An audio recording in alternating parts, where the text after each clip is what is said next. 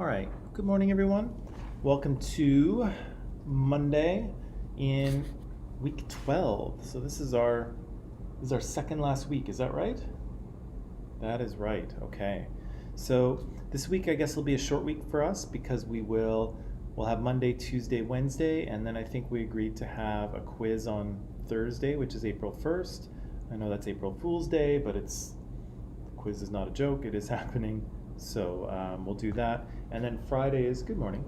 Friday's Good Friday, so there's no class. So we'll just have a short week this week, 3 classes, the quiz on Thursday, and then you'll get a day off on Friday. So easy peasy, right? I'll say good morning to some people who are here. So Abby's here, good morning Abby. Tushinsana's here, good morning. Simrat is here, good morning Simrat, and Shania is here. Good morning Shania. So let's pick up where we left off on Thursday. Good morning. On Thursday. That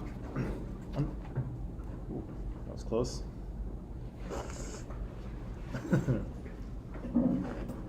Okay, we're all right. So, I'll just give everybody a minute to get settled here.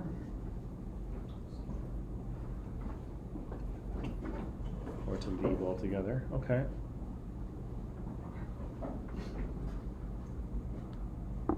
Okay. So, on Thursday we started talking about religious oppression, right? And we said that, of course, we need to identify the dominant and minoritized groups. Here in Canada, the dominant group are Christians, right? And so about half of Canadians are Christians of some type. But a good chunk of Canadians are also religiously unaffiliated, and so either their beliefs don't align with a particular religion, or they, aren't religious at all. And then we have a collection of others. So about 14% are people of minoritized religions, if you will. Right, and so we said that this was an important topic for Canada. Racism, of course, is as well. But we're a country of different people, right? We're a multicultural country, and if you want your country to succeed, the country has to work together, right? You can't have, division doesn't really profit anyone, and you can see that happening, I think, in the United States. So we talked a little bit about this, the Charter of Rights and Freedoms, on Thursday, and I guess Wednesday a little bit as well. And we said that it's part of our Constitution. It contains a bunch of different types of freedoms and rights that Canadians have. And important for our purposes here is the Fundamental Freedoms section. So that's the one that tells us that Canadians and people in Canada, not necessarily Canadian citizens, all people in Canada have freedom of conscience and religion. They are able to practice the faith that they want to practice. They can communicate those beliefs to others. They can form associations, and they can assemble to do religious things, right? And so, and again, these things are part of the Constitution. They cannot be taken away from people. They can't be suspended. They are ironclad, right? But then, of course, we said that that's not entirely true, right? We said that all charter rights are subject to reasonable limits. And so reasonable limits are, yes, you can practice your rights, you can exercise your freedoms, but you can't do it in a way that takes away or infringes on the rights of others, right? That's not reasonable. And so sometimes that's very easy to determine. Sometimes it's a little more difficult, and courts have to come in and make a decision. And in some cases this is the kind of case that would go to the Supreme Court of Canada, because it's constitutional and it has to do with people's charter rights. And so this is the kind of case that the Supreme Court in Canada would hear, and has. And we'll talk about that a little bit later today. So yeah, all rights and freedoms are subject to reasonable limits, and they're also subject to this notwithstanding clause. And so we said that this was a piece of the Charter of Rights and Freedoms that does allow provincial and federal governments to pass a law that overrides charter rights. And again, this seems kind of odd, that you would make a bunch of rules and say, oh, but the government can break them if they want. Right? That does seem a little weird, and it is a little weird, I think. However, it is in there, and so governments can do this. But most governments haven't, with the exception of, I'm just going to jump ahead here, with the exception of Quebec, right? And we said that Quebec is a historically French province. French Canadians are a minority in Canada, and so if you look at the numbers of French Canadians versus English, you'll find that a large majority of us are English, and the smaller minority are French. And so French Quebec has always, for the past 50 or 60 years, has tried to protect its language and its culture. And they've done this by passing a number of laws that ensure that French is the language of the province. So it's the language of business, it's the language of schooling, and so in a way this violates some people's charter rights in terms of language, their ability to get government services in the language that they choose, to educate their kids in a language of their choosing. Quebec has laws that make that more difficult. And again, those are violations of the Charter. Good morning. They're violations of the Charter, but Quebec is allowed to do it because of that notwithstanding clause. And again, they've done it quite a number of times. We read this article on for Thursday. We read this article on Thursday, and how can I sum up some of these questions? The law was passed. The Quebec government passed a law on religious symbols. And what did the law say? Or what was it preventing people from doing? Muslim people and Indian people wear their cultural religion. Yes. It was a little broader than that, though. What did the law actually say? You're not allowed to wear something representing your culture during work time. Yeah. Well, specifically religion, right? So no religious symbols can be worn when you are working for the government or when you are receiving government services, right? So again, if you go to a government office, if you go to a university, if you go to the hospital, religious symbols cannot be displayed. And similarly, if you work for any of those institutions, you may not display religious symbols at all, right? And so we said that yes, technically the law applied to everyone, but it applied to particular religions much more than it did to, say, Christianity, right? Because Christianity has symbols, but people aren't required to wear them. And probably,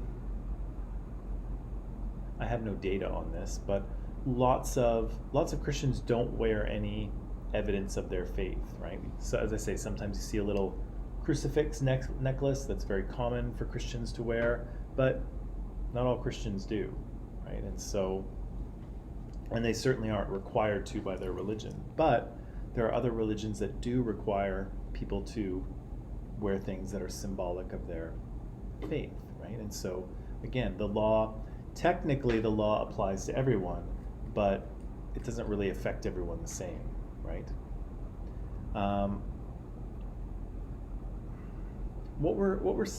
There were I think 6 women that were spoken to in this article, all of them Muslim women.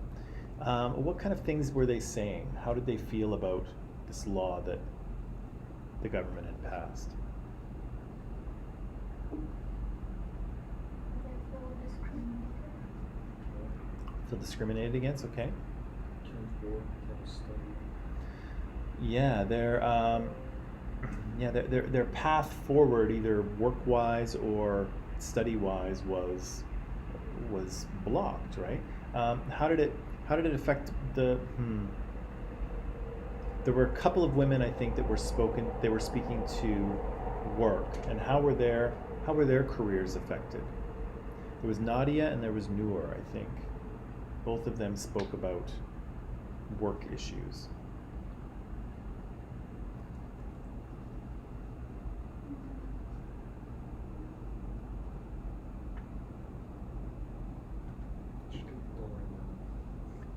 Wasn't that they felt like second-class citizens in their own country? One of the women did express, they felt like a second-class citizen, right? So there were citizens of Canada with full rights and freedoms, and then there were them who had, just some of them.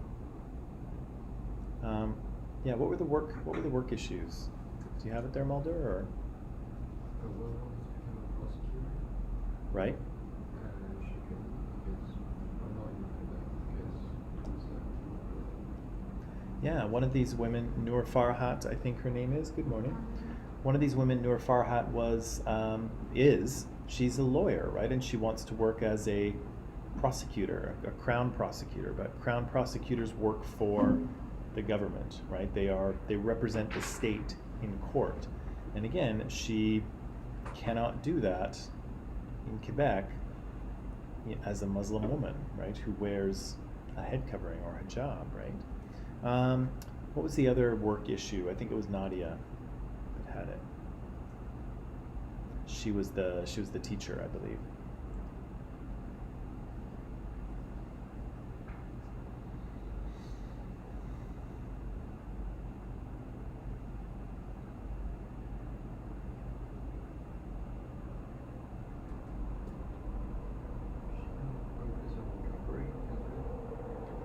Okay, yeah, she was ill, so she was having trouble focusing on her recovery because there was this thing to deal with, but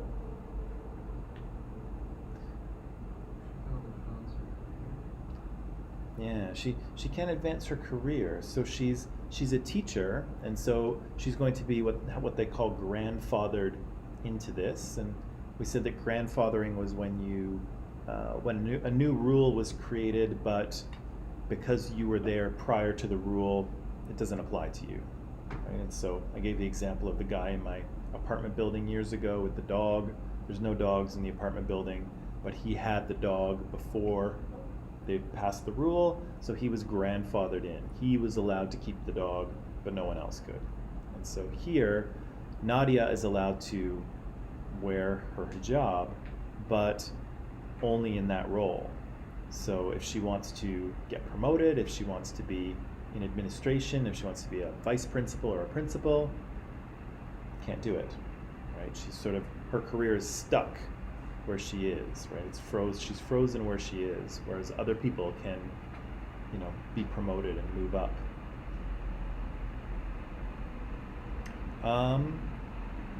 What else did we hear from these women in terms of their feelings about this?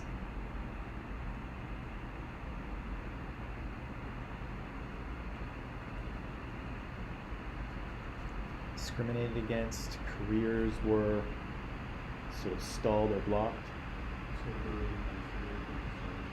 They were what? Yeah, they felt kind of isolated from society, right? Which is interesting, I think, because many of these women, I think, to Western eyes, if people saw them on the street, they would ask, oh, where are you from, kind of thing, right? They would appear as though they were foreign, right? But in fact, when you read most of these stories, many of these women are from Quebec, right? They were born in Quebec, and I think one of the women's parents were born in Quebec as well. I forget who it was. It was one of the university students, I think. And so these are native Canadians, right? These are second generation Canadians at least. And they have career paths and educational paths blocked simply because of expressions of their faith, right? I asked you this question here. I said number 4. A graduate student, Bara Arar, says that People who are not affected by this bill or don't identify with those affected don't understand the immediacy of these politics. What kind of social justice concept is that?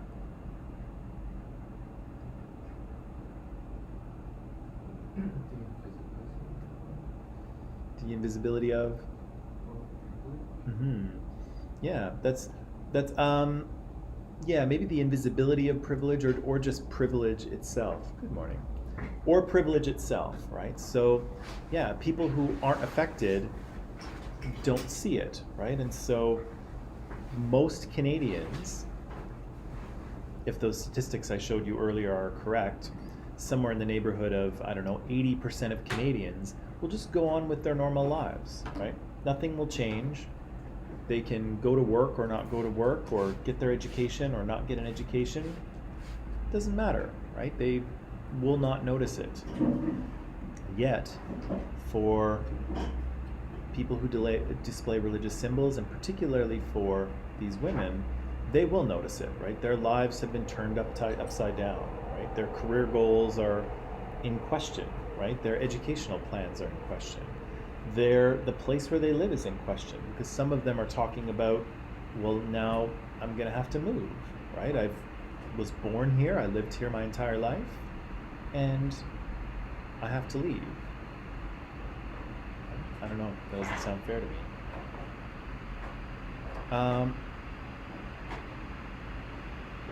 Noor Farhat says, I live in a democracy of public display that responds to populist majority opinion at the expense of visible minorities.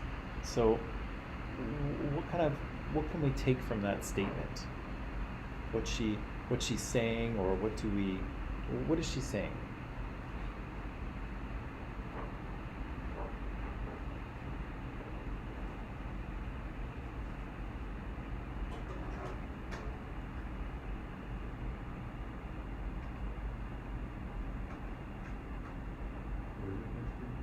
My question was number 5. What does she what should we understand based on what Ms. Farhad is saying here?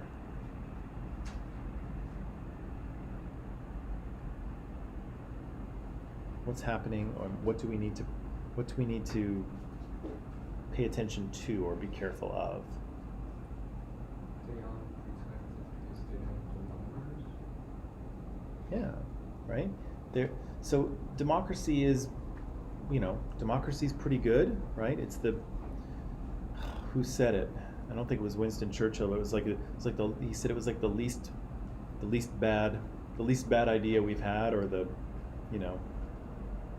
it's the worst idea for governance we've ever had, unless you count all the others. But so yeah, democracy is great overall, but again, it's sensitive to majorities and minorities, right? And so here, people who display religious symbols, particularly Muslim women, they don't have the numbers to vote themselves protection, right? And this is why not visible minorities, but any minorities or minoritized group, this is why they need extra protection, right? Because they don't have the numbers to sway politicians, right? Politicians can be swayed by those 80% of people who don't display religious symbols, right? Actually, it's probably more. It's probably 90. Politicians are going to be swayed by that. They may not be swayed by a small group, and so small groups need extra protection, right? Because they don't have the numbers.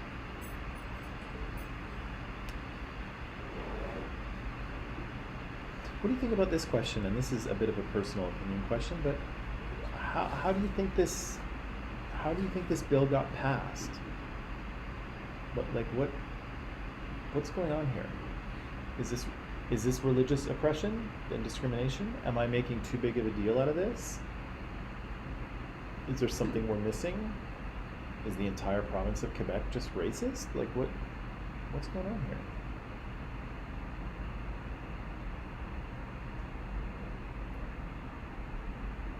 What's going on here, do you think?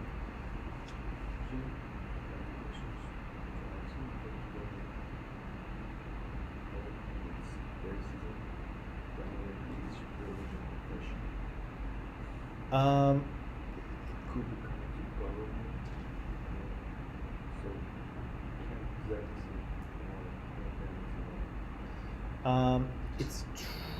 say It's true. I mean, technically, this is not racism, right? Like, we're talking about Muslim women here, and Muslims are not a race or an ethnicity, right? But it does get tangled up.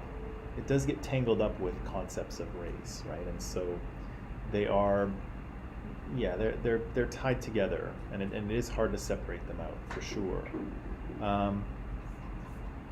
But that said, is this just racism disguised as religious oppression, or is it religious oppression, or is it not that big a deal, or is this a huge deal, and what's going on, and what?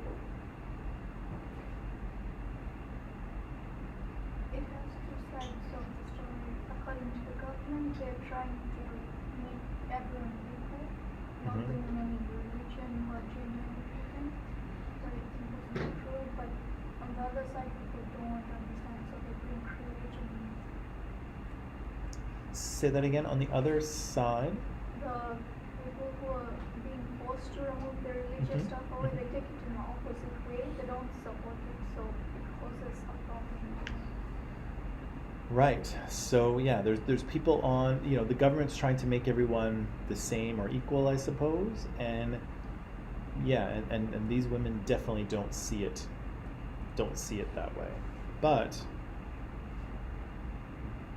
which way should we see it? I mean, it is good to be able to acknowledge multiple perspectives, right? We should be able to see things from multiple angles, but this law does exist, right? And it's in operation. And so is that a good thing or not?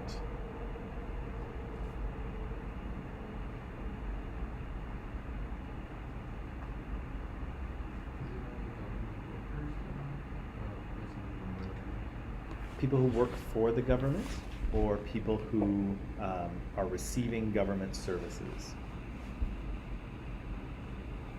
So any government office you go into, I think universities are government institutions because they're publicly funded. Those count. Public transportation, healthcare. Healthcare is provincially funded, and so going to the doctor, right? Anything to do with healthcare, anything to do with education, anything to do with law enforcement, the courts, government offices and support services, any of that stuff. Some transportation, all of it is government funded and government run. Indirectly, they're saying that we don't want in our whole country something of religion. They're saying that we don't want. Anything of our religion, because most of the things are services by the government. So you have to indirectly remove everything related to religion. Their justification is that the church and the state are separate, right? And so, which is the case it's the case for Quebec, but it's also the case for Canada as a whole. Our government doesn't run under the influence of the church, right? And so church and state are separate, therefore there should be no evidence of religion in the operation of the state.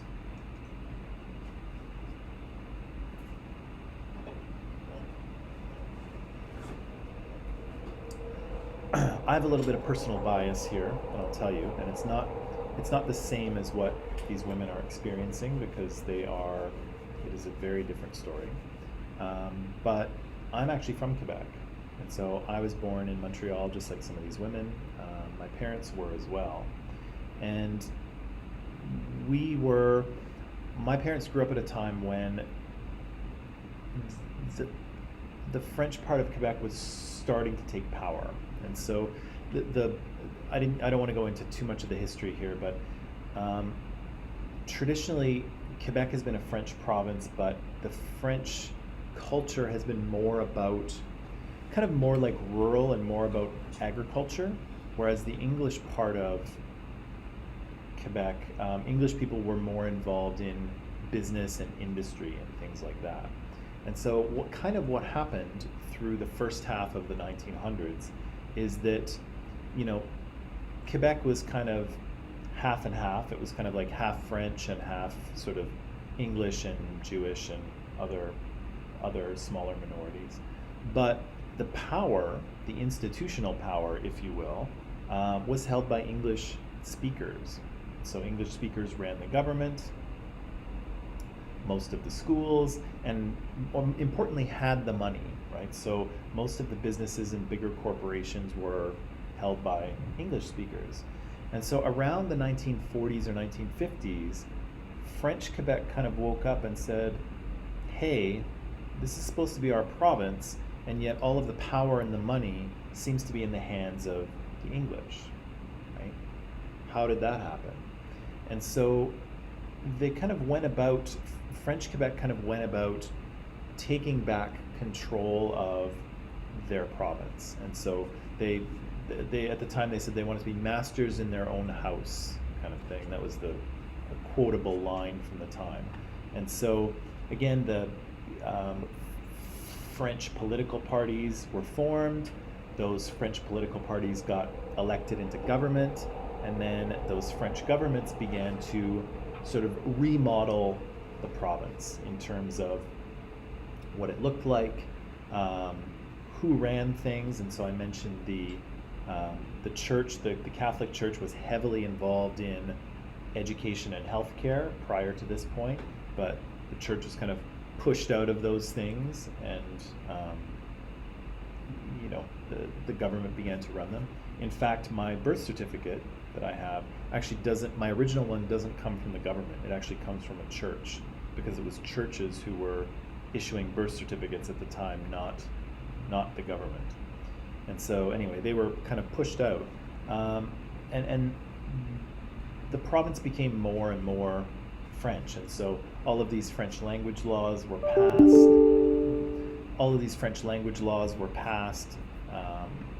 Just going to mute that. French language laws were passed, making French the official language of business and of education. And my dad, at the time, was working.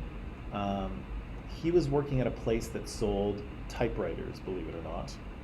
If anyone knows what one of those is, that's what the hipsters like to type on in the coffee shops.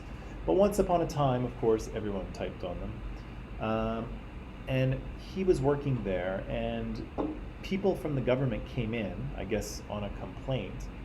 And my dad had been working in the back, like he'd been working in the warehouse, and he'd recently been promoted to sales, to work in the front. And my dad hadn't learned French growing up, because you could go to an English school in Quebec and just not learn French at the time. But he was taking French night classes so that he could learn to speak French. And so he was doing that. He was working in sales in this typewriter business, whatever. And yeah, someone from the French government came in and went to the business owner and said, actually, he can't work out here. He needs to work in the back. And the statement was, it wasn't because he wasn't speaking French, because my dad was speaking French, but it was because he wasn't French, which he's not. Neither am I. And so, yeah, like my dad was actually forced to be demoted simply because he wasn't French, not speaking French, but just wasn't French. And so, at that point, my dad and my mom decided, we're not staying. Like, we're not going to work hard and try to improve our lives and then have the government say, oh no, you can't do that. Go back down the ladder. And so we moved, and we moved to Alberta when I was 4. So, I have a little bit of personal bias here because, in some ways a similar thing happened to my family, right? We had to leave because, we weren't French enough, right? And again, it's not the same as what these women are going through. There are other, there are gender issues here. There are race issues. Not speaking French is not the same thing as being a Muslim in Quebec at the moment. Those two things are not comparable. So again, I have a little bit of personal bias here, but it's not quite the same experience. However, there is a little part of me that's still upset about that, because that's the place where I was born, right? That's the place where my parents were born. That was their home, and they had to leave simply because of who they were, right? It didn't have anything to do with anything they did. And again, my dad was he was learning French, he was taking night classes, he was, improving that, but again, in the protection of French language, there were, casualties for that. And we left. And if you look at the stats, a lot of people left Quebec at that time during kind of the mid-70s to mid-80s. A lot of people and businesses left Quebec because it was just either too uncomfortable, or they couldn't work with the sort of language laws that were passed, and so huge numbers of people left. But again, how does this get passed?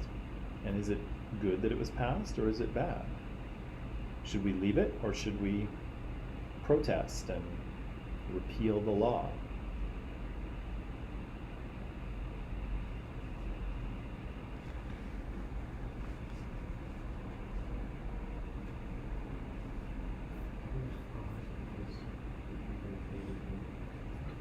Say again?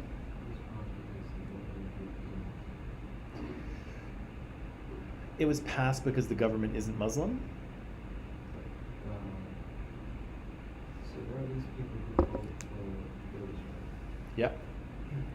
I'm assuming rich people are mostly white people.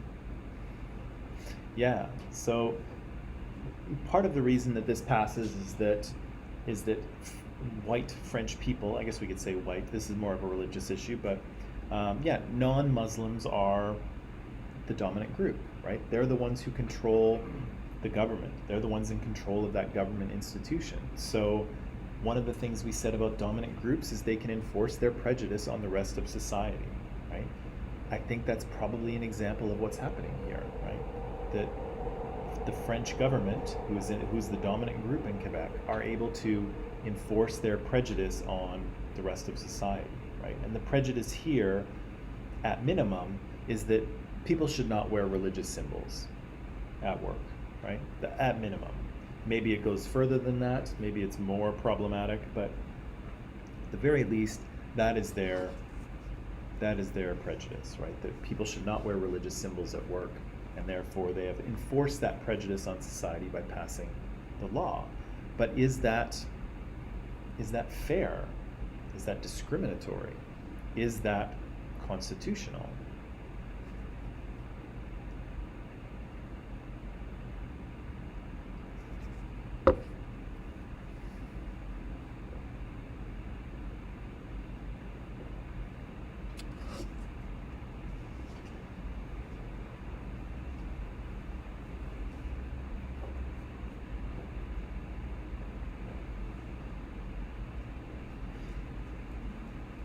No opinions?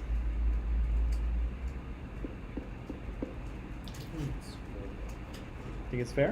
Yeah, just more particular. If someone from Canada wants to travel to a Muslim country, they Mhm. have to wear hijab. So it's fair, they have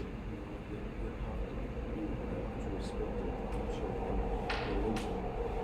And Muslim people also have to respect their rules. So Mm. I think that's fair.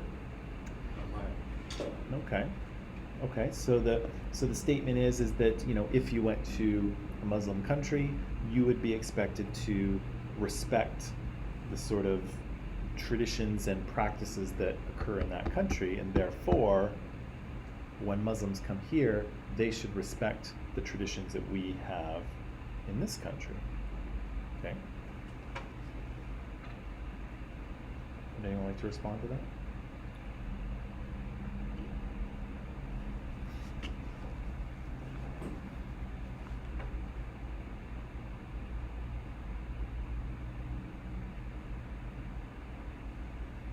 Guess not. Okay.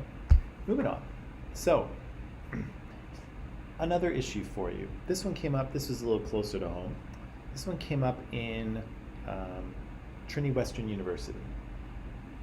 So Trinity Western, as you can see here, is a private Christian liberal arts college. It's out in Langley, BC. So if you hop on Highway 1 here and you drive for about, I don't know, half an hour, maybe half an hour or so, you will get there, okay?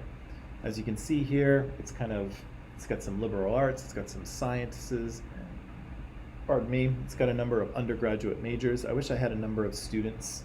Do I have, oh yeah, 4,000 students, okay. So it's probably about, pre-COVID anyway, it's probably about double the size of Columbia College. So it's not huge, but it's big enough, I guess. And it is a privately funded university. So if you go to UBC or SFU, those are publicly funded, right? So they get government money to run in addition to the ridiculously high tuition that they charge you, but they do get government money to run. Places like Trinity Western and places like Columbia College do not. And so as private institutions, we do not get government money, but we do have to follow government regulations, okay? So this university exists, okay? Now, an issue came up a number of years ago around a values charter, okay? And so people at Trinity Western, staff and students, were asked to sign a values charter.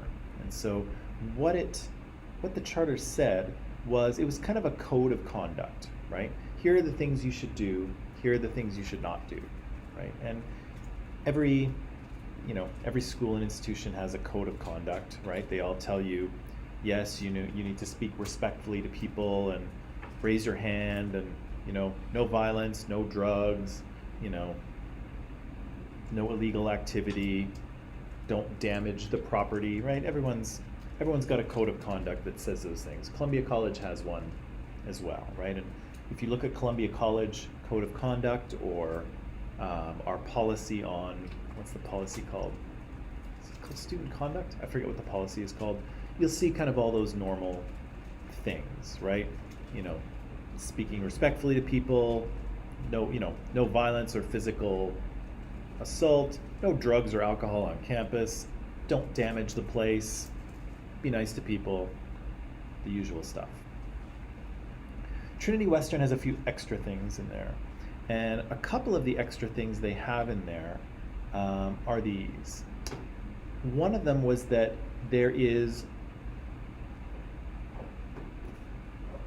they asked that staff and students do not engage in sexual activity outside of the bounds of marriage between a man and a woman. Okay. That's a rule. A rule to which, if you violate it, you can be kicked out. Okay? So, there were a few other rules, but I think that was the biggest one. The biggest sticky point was that one. That they said that, and this applies to staff as well. Staff and students, Trinity Western University, may not engage in sexual activity outside of the bond of marriage between a man and a woman. Okay? So that means if you're a student and you're not married, no sexy time, right? If you are a staff member and you are not married, no sexy time. Even if you happen to live with your partner, if you are not married, no sexy time, right? And not on campus. This isn't just on campus. This is, at home, in your private home, in your off time, on your weekends. No sexy time, right? If you happen to be, if you are a gay or a lesbian person, no sexy time, period, right? Because you're not supposed to engage in sexual activity outside of the bounds of marriage between a man and a woman. So if you are a gay person, no sexy time, right? If you're a lesbian, no sexy time, right? And so Abby brought up, but like, how would they know? Yeah, I know my. True. How would they know? You would have, someone would have to tell, right? Someone would have to narc on you. And I'm not sure who would, but still, this is a rule, right? This is a rule at Trinity Western. Isn't that not allowed though? Isn't it not allowed? Why not? Why would it not be allowed? Because there's schools. There's- Doesn't want to be involved in family. Well, Trinity Western would disagree with you. But how would you my sex life if that's my religion? Well, my personal belief would be that it would not, and it has nothing. My personal belief is that the school has no business in your sexual life at all.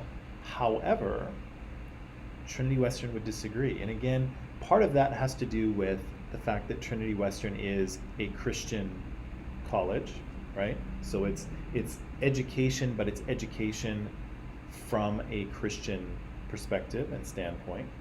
And the second thing is that it is not publicly funded, right? So if you are publicly funded, if the government gives you money, you are much more, they have you on a shorter leash, if you will, right? They can kind of make you kind of have to follow more rules if you are government funded. If you are not government funded, you have a little more wiggle room to do what you want, right? Not that much. It may interest you to know that I think it's every 5 years, Columbia College goes through a major review by the Ministry of Advanced Education. So they have a branch called the DQuab, the Degree Granting Quality Assurance Branch or something like that. I forget what the acronym is for, but they look through everything every 5 years, all of our programs, all of our finances, all of our policies, all of our meeting minutes.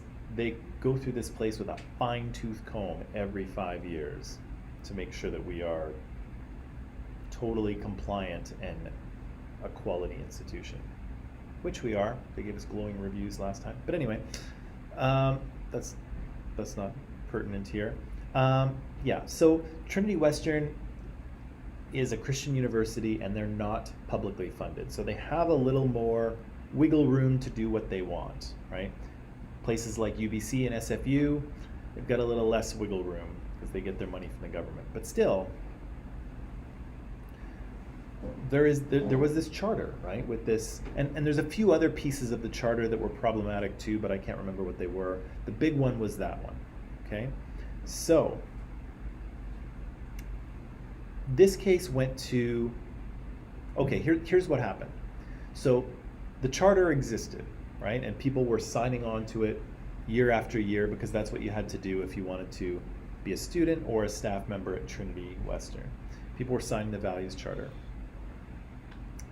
Trinity Western at one point, this is maybe 4 or 5 years ago, wanted to create a law school, okay? So they wanted to offer law courses so that their graduates would have a law degree and hopefully could become lawyers. Cool so far? Okay. Now, in order to become a lawyer is a professional designation, right? So if you want to be a lawyer, yes, you need a law degree from wherever, but the Law Society of Canada needs to accept that, right? So the Law Society of Canada needs to look at the program of, let's say, Trinity Western and say, okay, is this a good program? Are they teaching the right things? Do we feel that people coming out of this program, will be competent lawyers? Are they being taught all the things they need to be taught in order to be Law Society certified lawyers? Because like a lot of professions, you get your certification from the association, right? So I have an education degree, I have a B.Ed, but I need the province of BC, I need them to certify me, right? I need a teaching certificate. So my B.Ed program has to be acceptable to the Ministry of Education, right? They have to approve it first. And so here, the Law Society of Canada has to kind of accredit Trinity Western so that Trinity Western can say, Mulder, when you go to Trinity Western and you get a law degree, you will be prepared and the Law Society of Canada will accept you as a member, right? You'll be able to write your bar exam, you will be able to become a lawyer, right? If Trinity Western wasn't accredited, your law degree would be kind of useless, right? Because if you can't join the Law Society of Canada, if you can't be called to the bar to write your exams, you can't be a lawyer, right? You just have a degree that says it's a law degree, but can't do anything with it, right? So it needs to be accredited. So Trinity Western created a law program and said, okay, Law Society of Canada, here's what we propose to do. Will you accredit this program? Will you approve it, right? Because they need them to approve it. And the Law Society, I think, initially said yes, but then they learned about the charter, the value charter. And they looked at it and they said, we don't know if we like part of this charter, right? And again, it had to do with the piece that I just mentioned. So there was a bit of a legal battle between Trinity Western and the Law Society of Canada, right? And maybe I'll show you the video and we'll see what we can pull out of it. I don't want to tell you everything. So we'll watch a short video, and the video here, I'll preface it by saying it's from a show called 100 Huntley Street. And so the show is a Christian-based program, okay? So just so you know, there's going to be a bias here. This is a Christian program. They talk about, Christian things and Christian issues. So you're going to hear their side of the story in this short video clip, okay? So,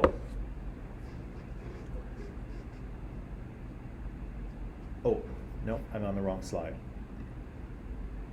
Oh yeah, geez, did I put the wrong slide first? That's not good. Right, okay, this is the one I want to look at. So, this case went all the way to the Supreme Court of Canada. So it went to a BC court and the BC Court of Appeal and a federal court, and it went all the way up and it finally went to the Supreme Court of Canada. And so in this 100 Huntley Street thing, they'll talk about what the decision was, and they'll talk to two guys, I think, John Stackhouse and Earl Phillips, and they will explain what they think about the Supreme Court's decision, okay? So, online people, the link and the questions are in Microsoft Teams, so you can look at them there. We will watch here, and then we'll talk about these questions, okay? So we'll see you in just 3 or 4 minutes.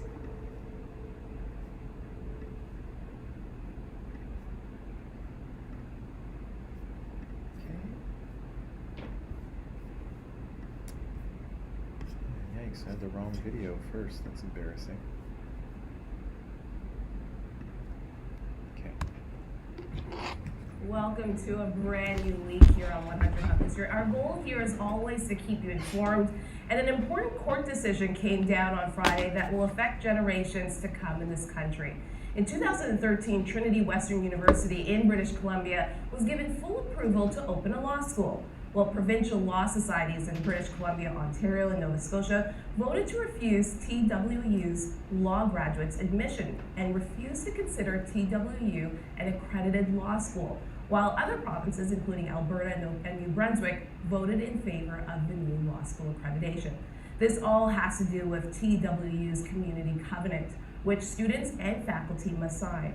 Well, on Friday, the highest court in our country voted 7-2 in favor of the BC and Ontario law societies, voting to not approve Trinity Western University's proposed law school. Our CEO, Lorna Duick, recently wrote an article in the Globe and Mail about this issue. Let's go to her now on the set of Context with her guest, author and professor, John Stackhouse. Well, to help us understand what the Supreme Court ruling actually means in application, John Stackhouse, the Context blogger, professor of ethics and religious studies at Crandall University. Thank you. John, we're shocked I'm shocked that living and signing a biblical code of conduct means you cannot practice law coast to coast in this country. Am I taking it too hard? Well, no, when the Prime Minister pushed that Canada Summer Jobs thing, I thought, good, somebody's finally gone too far, and it'll give the Supreme Court room to kind of back off. You actually can push things too far, and I really hope they back off and say, you know, we really do have to accommodate each other. Canada's a place of multiculturalism officially. That only means something if you're accommodating important differences. And there was never any worry that Trinity Western graduates wouldn't be competent lawyers. Nobody's ever suggested they wouldn't do a great job. It's all been about the principle of the thing. And I said, well, which principle? And the principle should have been the accommodation of legitimate difference with no real harm to anyone else. And instead, this strikes me as simply ideology. We don't like your views, and we're going to let other people discriminate against you. Okay, so we know our Supreme Court runs by the practice of law is a living tree as the branches come and go. You know, when we got Christian teachers out of Trinity Western University, that had to also go to the Supreme Court, and it was deemed your Christian view is part of secularism. It's part of what makes Canada.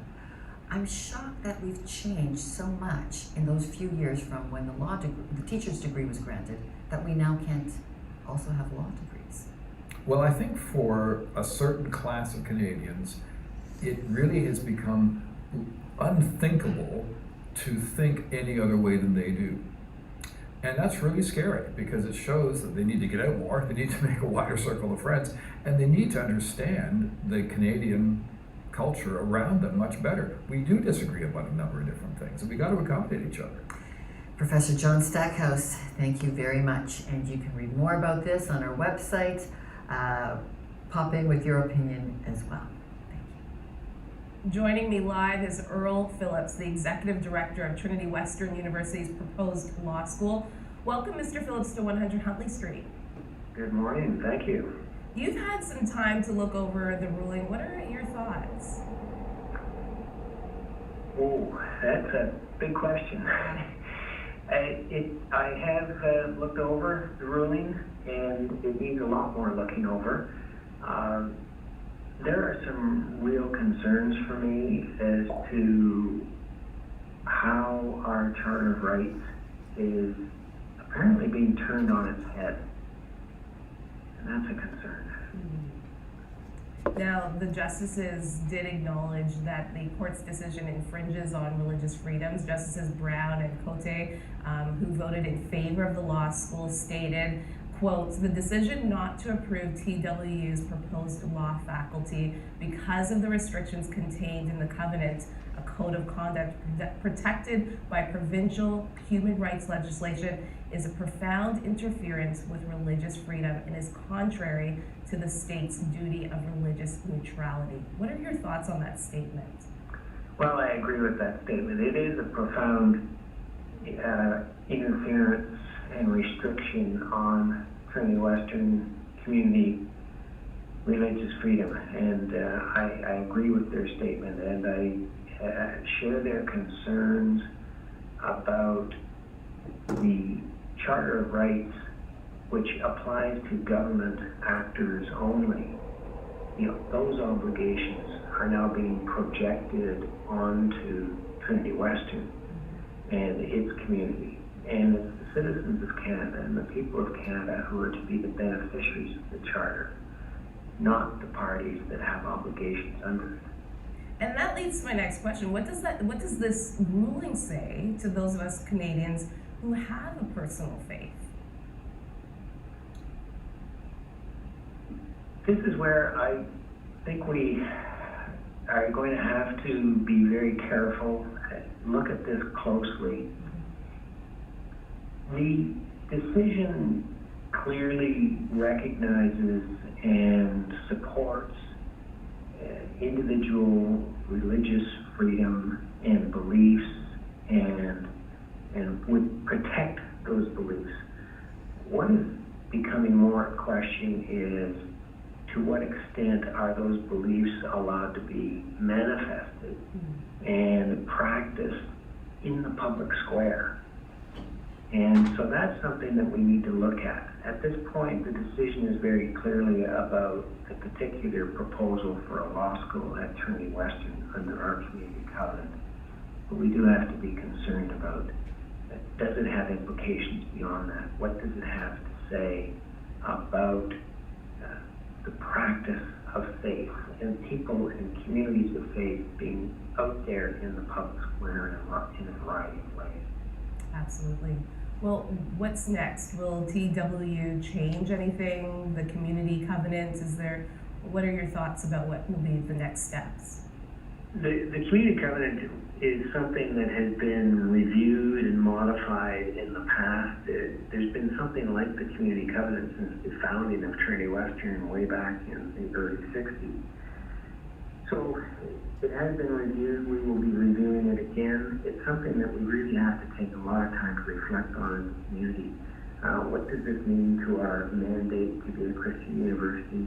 What does this mean to our mission in where we want to train up leaders for all the marketplaces of life? So we're going to have to take some time to think what we do next. And how can Canadians pray for TW, the proposed law school, and all that's happening today? Well, it would be very helpful. Pray for us as we seek to discern on this issue and as we consider and analyze and discuss and reason. Pray that it would be the wisdom of God that would guide us in that. We need discernment, we need wisdom, we need humility, we need grace. Well, we will be praying for you, TW, and all of the leaders at that school today. Well, thank you so much, Mr. Phillips, for your time. Thank you, Maggie. Stay with us. We'll be right back. Bye-bye. We're not staying with you. Okay. So,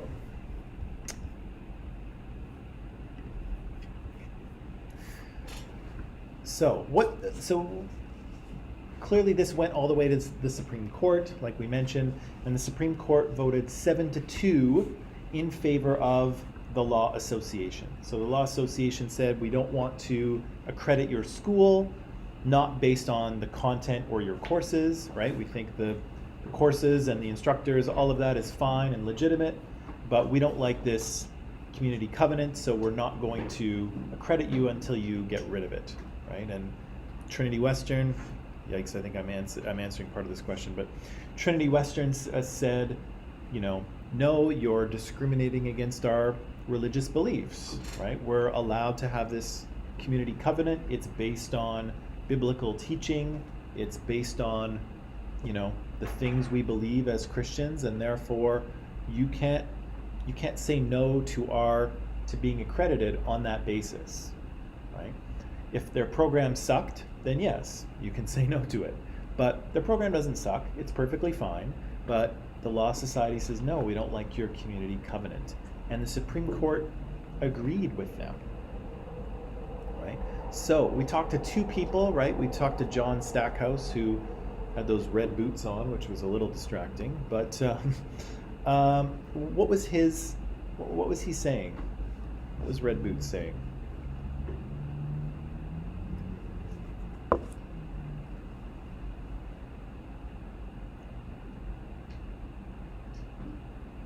Sounds like he's saying it's time for a break. Okay. Well, why do you think you didn't? Okay. You could tell she was upset? Yeah. Do you remember any of the things that he said?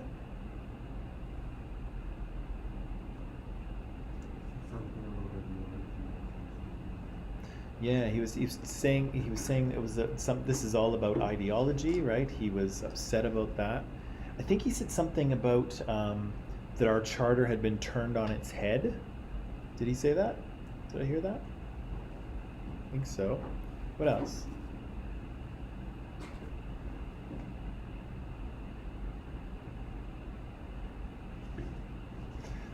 I will admit he was a little harder to follow.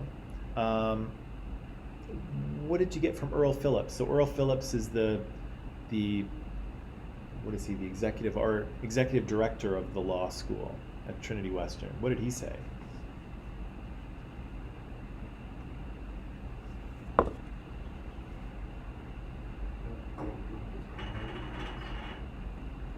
Yeah, so Earl here feels that they are being discriminated against. And how so? Can you lay out for me why he feels he's being discriminated against, or why the school is being discriminated against?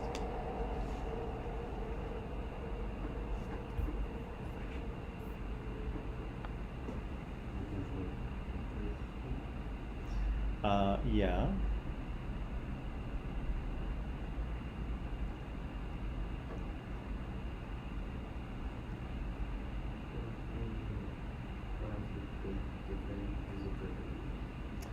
Yeah, so that's part of the complaint here, right? Is that the reason they're in this legal fight is because of that religious belief, right? Again, this is not about the quality of the program, right?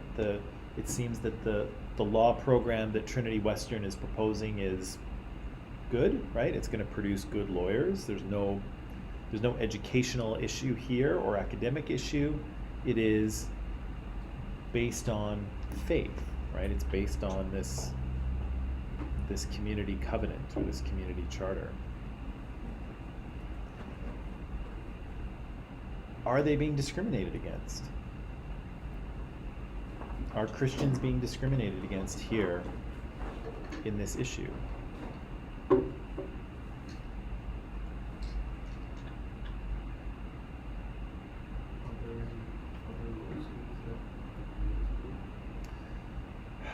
Not that I'm aware.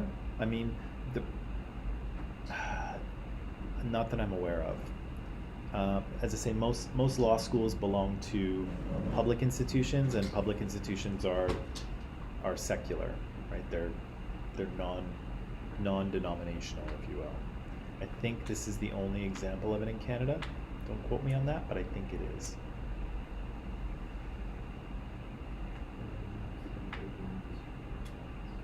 You don't think so? Why not? If they decide that, then I feel like they're required to treat everyone unequally. So they can't really do If they believe that they're required to treat everyone equally, and they have to sign that thing where they practice effectively and that's it. So I feel like they automatically feel like people who don't follow that are just automatically people.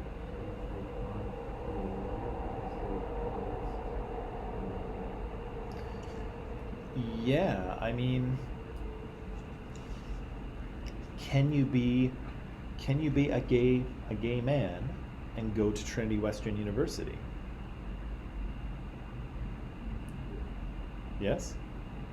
No? Yes. I don't know. You tell me. It's mine. I ask, you answer. That's how this works. You think so? Okay.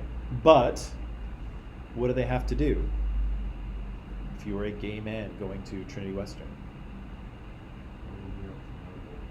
Yeah, you'll have to hide it, right? Basically, you will not be allowed to express your sexuality. You certainly won't be able to engage in any of it, at least not, you certainly wouldn't want anyone to find out, right? And, again, it might not seem like a big thing, but you don't want to get kicked out of your university, right? Especially if you've, paid your tuition already and you're halfway through your program, and then you get kicked out and you lose money and you got to go to another institution, and maybe your credits don't transfer, so you lose some classes that you got to do again, and you don't want to get kicked out. That's a big disruption to your life, right? Don't get kicked out, right? That's a waste. But yeah, you basically have to hide it, right? You are not allowed to be who you are at this university, right? But who's discriminating against whom, right? Is the university discriminating against gay, lesbian people, or even just people who aren't married and like their sexy time? Or is Trinity Western, are the Christians at Trinity Western being discriminated against because their law school is being denied on the basis of that community covenant? Who's being discriminated against here? Who's the victim? What's that? Who people? The people of so not the school but the people. Okay, why do you say so? Because you can't just tell somebody not to have sex or want to have sex. Like you could still be a Christian without telling people what to do. Okay. Yeah, you can. I guess there's a couple things, right? You're telling people what to do, right? Number one, you're telling people what to do on their own time, on their own property, right? Like I don't know that it says in Columbia College's policy, but yeah, like don't have sex in the school. Like the school is not for that. Don't do that here, right? We don't want you to do that here.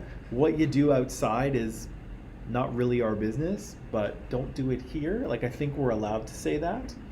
But yeah, but Trinity Western is saying is sort of mandating something about your personal life, and they're talking about it, you know, outside of the school on your own time. But does it affect everyone equally? It's the same thing as the religious law thing, right? The community covenant applies to everyone, right? Everyone has to sign it. Staff, students, everybody. Earl Phillips has to sign it. But does it affect everyone equally? And who does it affect? Who does it affect more? Definitely non-Christians, right? I might argue, you know, if you're not Christian, why go to a Christian university? But maybe it's probably a good quality university. So, but you know, yeah, non-Christians, and who else? Yeah, or gay people in general, right? People of non-heterosexual identification, whether they're Christian or not, yeah, they get discriminated against here. So again, if you are a Christian, and particularly if you're a married Christian and you're married to an opposite sex partner, then yeah, this rule is no big deal, right? Unless you're a cheater, but don't cheat. But yeah, it disproportionately affects some people. And are those people in the dominant group or the minoritized group? Minoritized group, right? Okay, let's hear from the other side here. Where's my teams? Okay, so good. Here's the other side of the story. So the other side of the story has to do with, and actually I had the video back here. Nope, where was it? Here.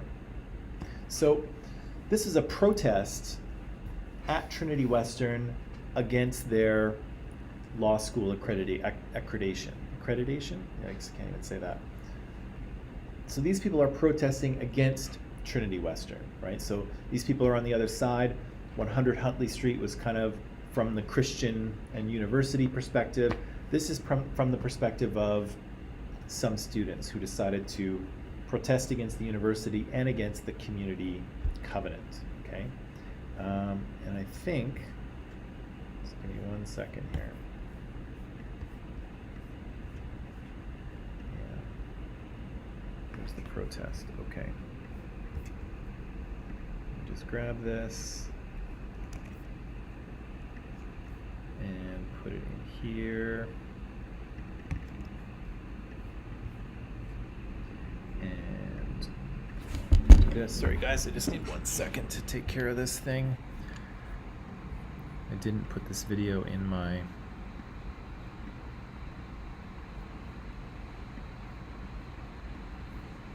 slideshow, but it's going to be there in 10 seconds.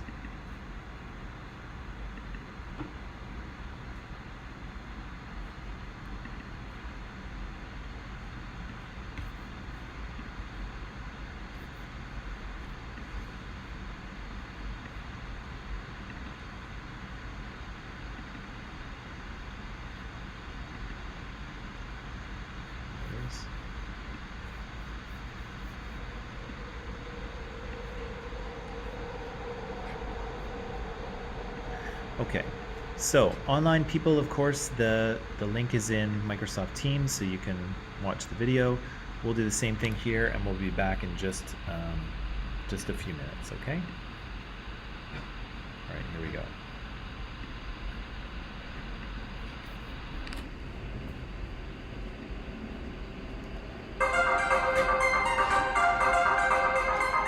I'm at Osgood Hall, and today there is a protest made up of lawyers and law students and members of the queer community who are fighting back against Trinity Western University, which is on the verge of being accredited as a law school. Now, for those who don't know, Trinity Western University is a university in BC, which is considered evangelical, and students who apply to this university must agree to a contract. What is this contract? And describe it for me.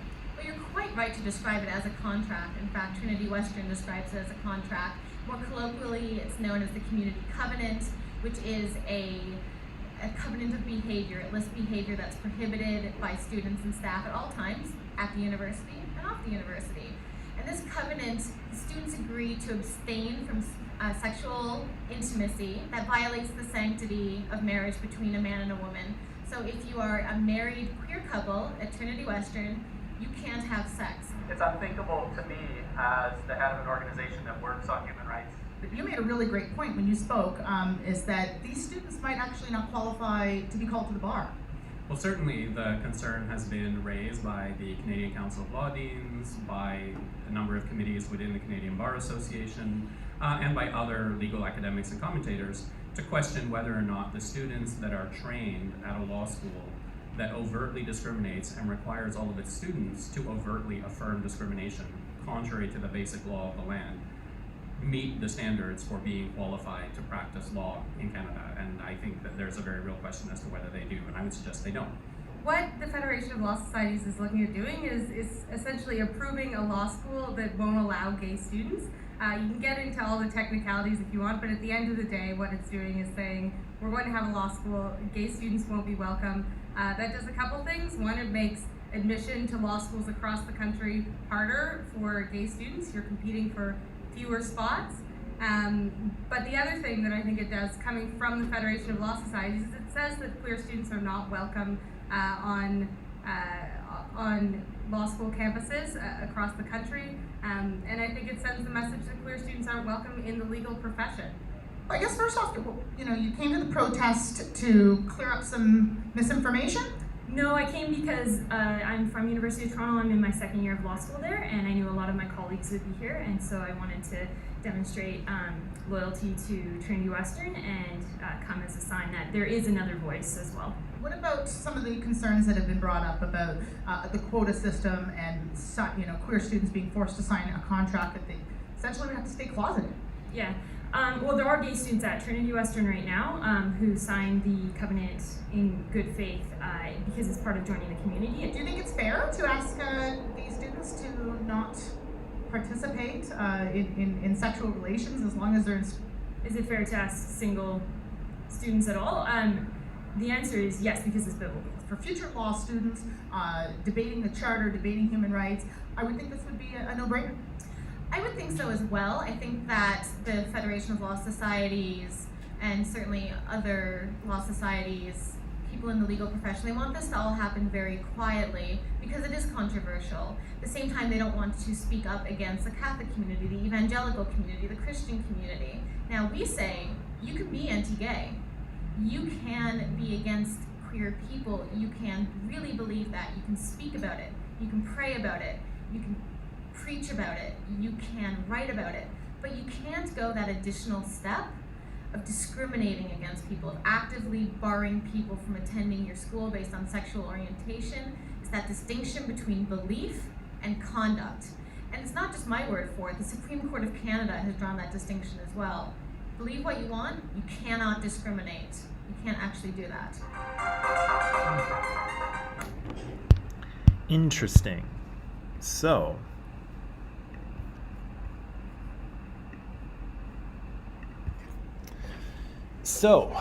here we have the other side, right? People demonstrating against Trinity Western. And so, what's happening here? What are these people saying?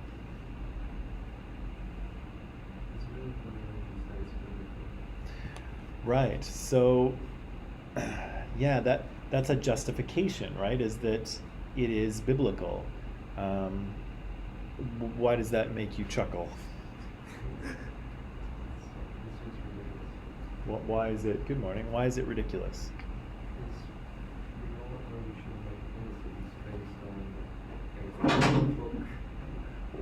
Okay, we should make policies based on an old book, right?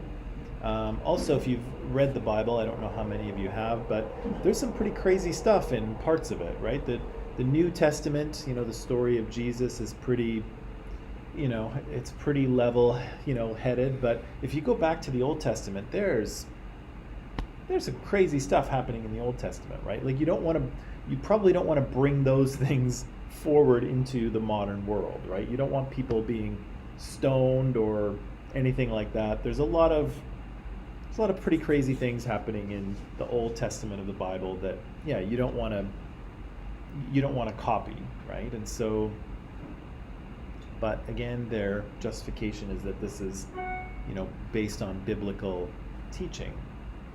So we've only got a few minutes left here. I'm going to let you go a little bit early because we didn't wind up having a break today. But what do we do about this, right? This is kind of the reasonable limits thing, right? Where I said you cannot practice your rights and freedoms in a way that takes them away from someone else.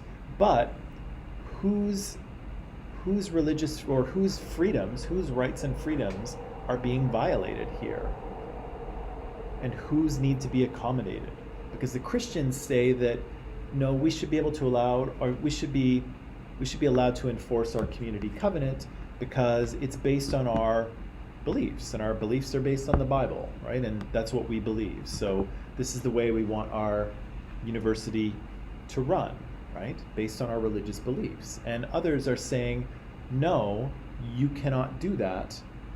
If you want your law school, you must change your community covenant because we feel you're either discriminating against single people or against gay or lesbian people, or you are training lawyers in a way, in an environment of discrimination, right? You're training a generation of lawyers that's going to say, yeah, that's okay to discriminate, when the Charter of Rights and Freedoms says it's not.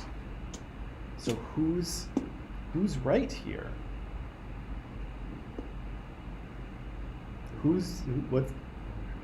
What's that? The rights of non-Christians are being violated? In what way?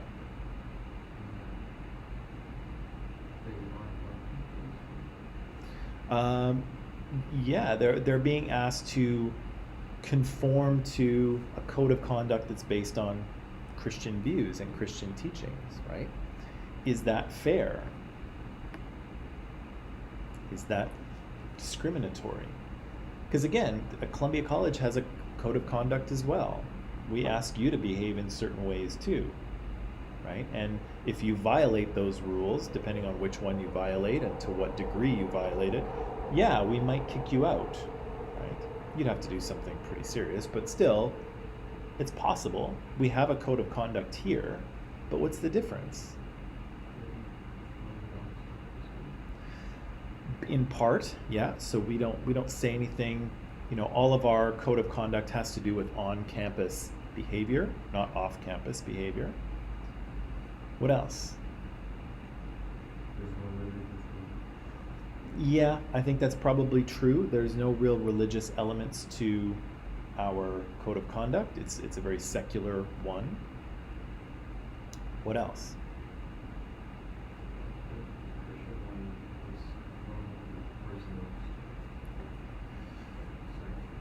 Right, and so the woman with the glasses, I forget her name, unfortunately, but she said that, right? She said that the Supreme Court has already ruled in similar cases that your fundamental freedoms and your freedom of belief extends to your belief and your expression themselves, right? So you can believe what you want, and you can talk about your beliefs, and you can practice them in your own life, but you may not discriminate against others on that basis, right?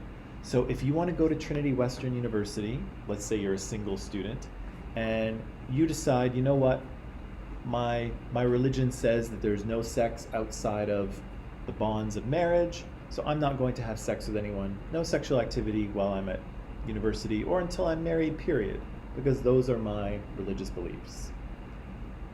Are you allowed to do that? Absolutely, you're allowed to do that, right? Can you just do that in your regular life if you don't go to Trinity Western University? Yeah, you may do so, right? But may you tell other people what they can and can't do? No, right? That's where the discrimination comes in.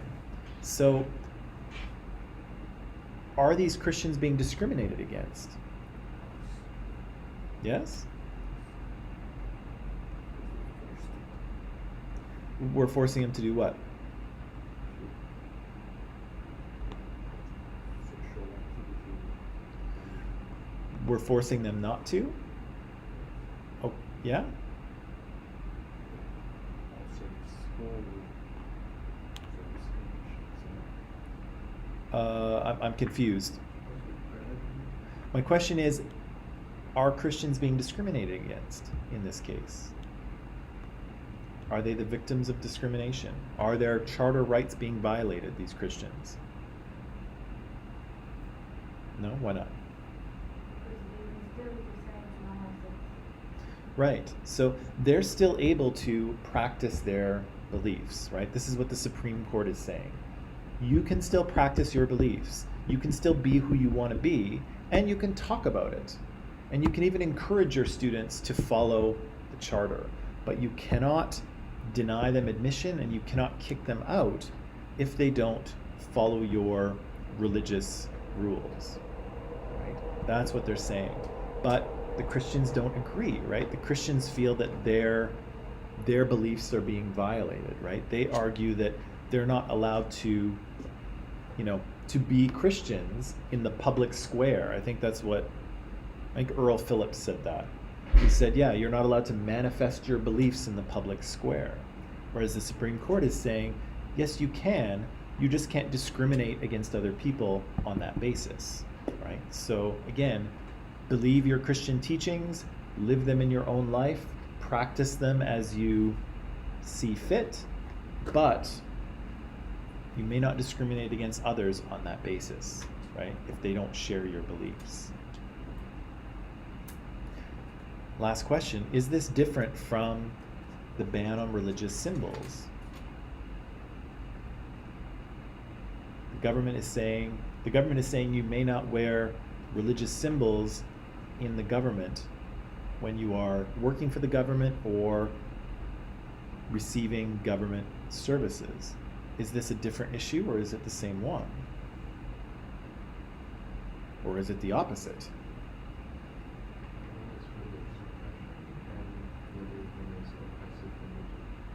Ooh, clever wordplay. One is religious oppression and the other one is oppressive religion. But how do we know the difference? Or is there a difference? Okay, so that's part of it, right? Who has institutional power? We know in the case of Trinity Western, it's Christians, right? They're kind of making them, they're sort of positioning themselves as the victim here, but we know from the statistics that in society they are the dominant group, right? So we know that. In the Quebec example, the people who are kind of being discriminated against are minoritized groups, right? Sikhs and Muslims for the most part, Jewish people as well, but mostly Sikhs and Muslims. So is there a difference there?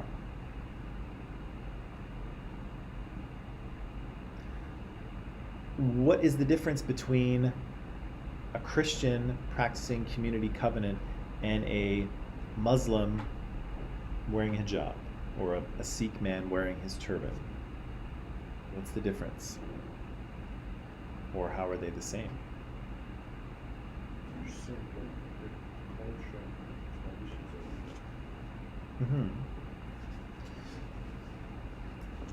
But the Christian's tradition is not to have sex outside of marriage, and definitely not to have it with people of the same gender as you.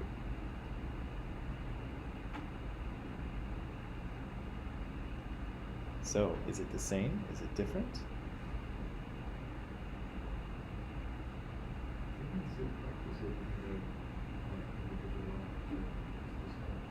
The Christians or the Quebec example?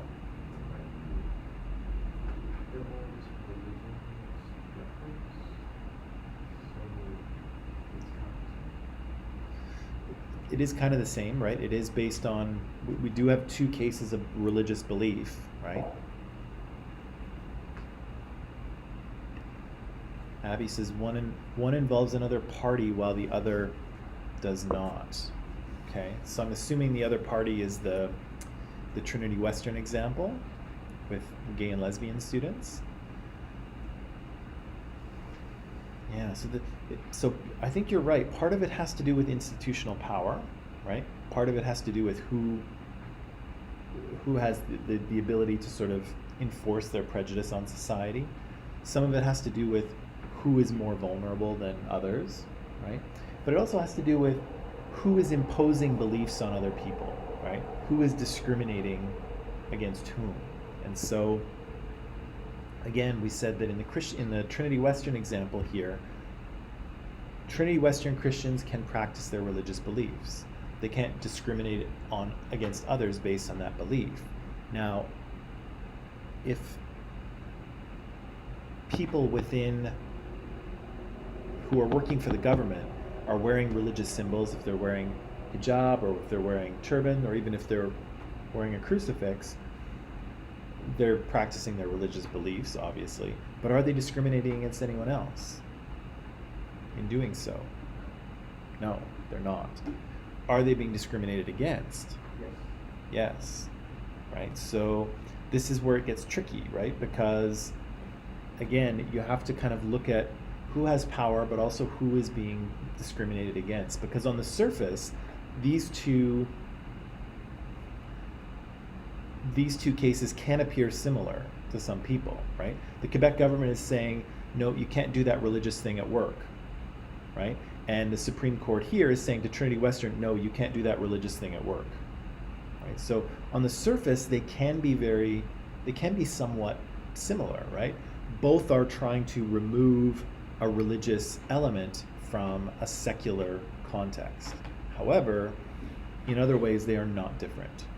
Right? In other ways they are different. They're different cases because of that, because of power dynamics and because of discrimination, right? Your ability to practice your religion is different from discriminating against people based on it. But this case is pretty much settled. This is the last thing I'll say before I let you go. This case is pretty much settled. As you saw, it went to the Supreme Court. The Supreme Court ruled that the law schools were in the right and they were allowed to not accredit Trinity Western. Trinity Western changed their community covenant. And so I think the language is still in there, but signing it is optional. So you are allowed to sign the covenant if you so choose, but you can also go there and not sign it. So now it's voluntary. Okay. As for the second one, as for the ban on religious symbols, that one is being challenged. That one is in the court system now. There's a group of people who banded together and challenged the government's ruling. The group who is challenging it kind of lost one of their battles because they asked the court to basically press pause on the law until they can get a ruling on it, and the court said no.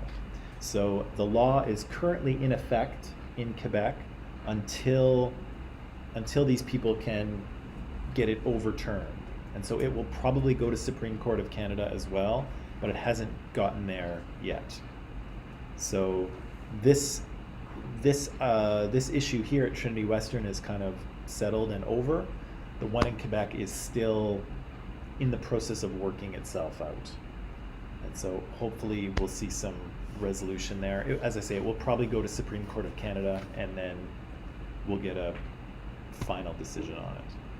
But It's still an open case, and again, the law is still in effect. So it is all of these women that we read about in the article, you know, have had to make other plans because they cannot wear their hijab or their niqab. They cannot wear that at school or at work. Okay, that's all I have for you today. I'm sorry I meant to finish a little bit earlier, but we had to do that. Come back tomorrow and I have a few more things to show you. All right, that's it. Bye.